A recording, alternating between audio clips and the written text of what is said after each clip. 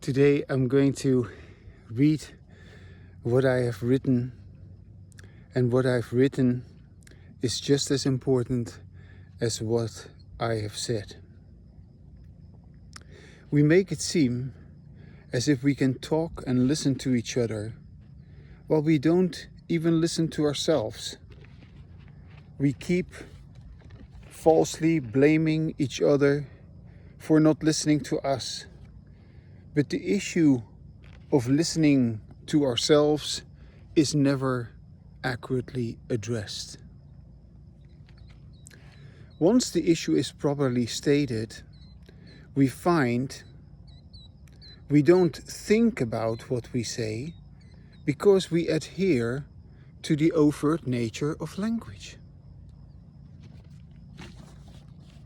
We can only listen to what is said, but there's nothing to listen to if we don't say anything and only imagine that we are saying something to ourselves inside our head.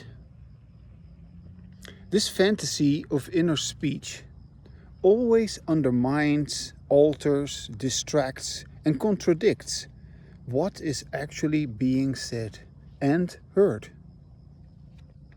Once we have what I call embodied language, in which we listen to ourselves while we speak, there's nothing to be understood, because we listen to each other in the same way as we listen to ourselves.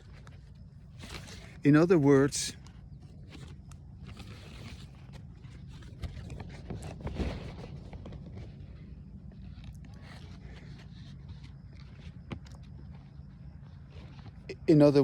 hold on.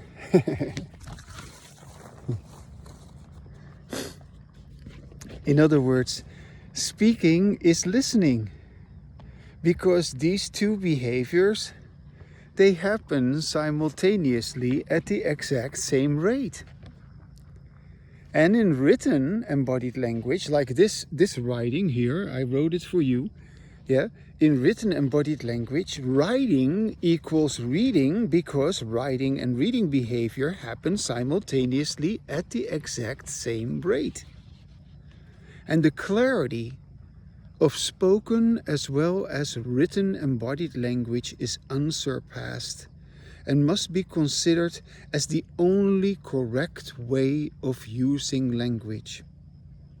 However, it should be very clear that there is not some mental feedback loop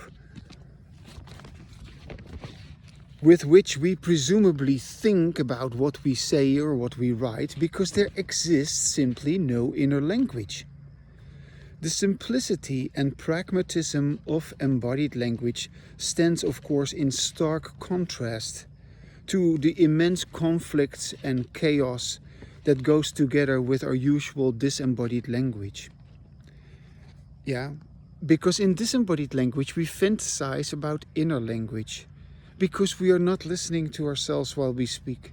We are listening to others, and we're trying to make others listen to us, but we're not listening to ourselves while we speak, and consequently we begin to fantasize about inner language. Look, you see my shadow there? The sun is coming up behind me. It's such a nice sight. So, the simplicity and pragmatism of embodied language stands in stark contrast to the conflict and chaos that goes together with disembodied language and what I call the illusion of inner language, your so-called mind. Moreover, when speaking stops, then, of course, listening stops. And when writing stops, then, of course, reading stops. And then we are blissfully and knowingly without language after we have engaged in embodied language. This is the result of our ongoing embodied language, which I call my language enlightenment.